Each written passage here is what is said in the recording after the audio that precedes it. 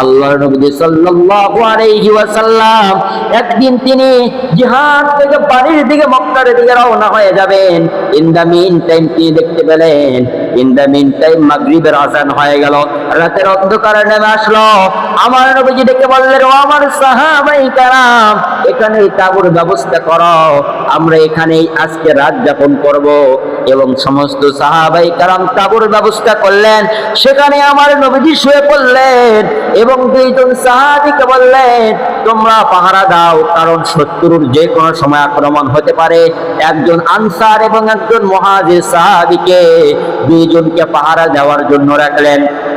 বিশ্ব নবীজি এবং সমস্ত সাহাবায়ে কেরাম ঘুমিয়ে, দুইজন সাহাবী শুধু জাগ্রত অবস্থায় আছে।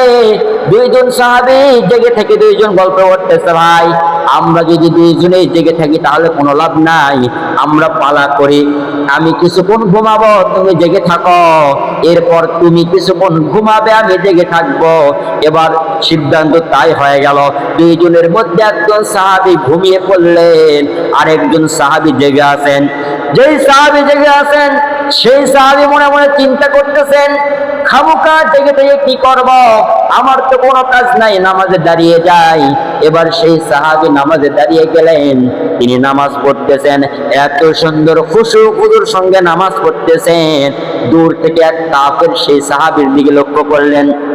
তিনি ঠিক চিনতে পারতেছিলেন না আসলে মানুষ নাকি অন্য কিছু। এটা চিনার জন্য তার হাতে থাকা তীর একটা তিনি সাহাবীর দিকে লক্ষ্য করে একটা তীর ছুড়লেন। সেই সাহাবী একটা তীর খায় তিনি ঈশাও কিছুই করলেন না, নামাজ চালিয়ে গেলেন। এবার যখন তিনি নামাজটা চালিয়ে যাচ্ছেন, এবার দূর থেকে কাফের মনে মনে চিন্তা করতেছে, একটু তো সাড়া পেলাম না, মানুষ নাকি অন্য কিছু। আবার একটা তীর মারলেন। 2 নম্বর তীর যখন তার বাহুতে বিদ্ধ হয়ে গেল, 2 নম্বর তীর যখন তার বাহুর মধ্যে লাগলো, এবার সেই সাহাবী আবার নড়াচড়া কিছুই করে না।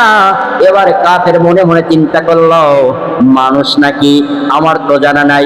মনের একিনের জন্য আবার একটা 3 নম্বর তীর যখন তার শরীরের মধ্যে মারলো, শরীরে যখন তীর বিদ্ধ হলো, তার শরীরের মধ্যে রক্তক্ষরণ হতে লাগলো।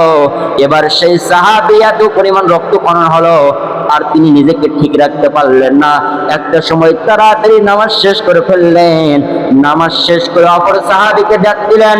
অপর সাহাবীকে ডাক দিয়ে তিনি বললেন, ভাই আমার শরীরের কি অবস্থা দেখেন। এবার সেই সাহাবী দেখে বললেন, ভাই আপনার যে শরীরের অবস্থা, আপনার যে দেহের এই অবস্থা, আপনার শরীরের মধ্যে 3টা তীর লেগে গেছে, আপনি আমাকে কেন ডাক দেন নাই? এবার সেই সাহাবী রেখে বলে, ভাই আমি তো নামাজে ছিলাম, আমি নামাজের মধ্যে এত মজা পাইতেছিলাম, আল্লাহর কসম করে বলি, যদি আমার শরীর থেকে রক্তক্ষরণ না হতো, 100টা তীর লেগে গেলেও আমি কখনো নামাজ থেকে সরতাম না। সুবহানাল্লাহ পড়েন।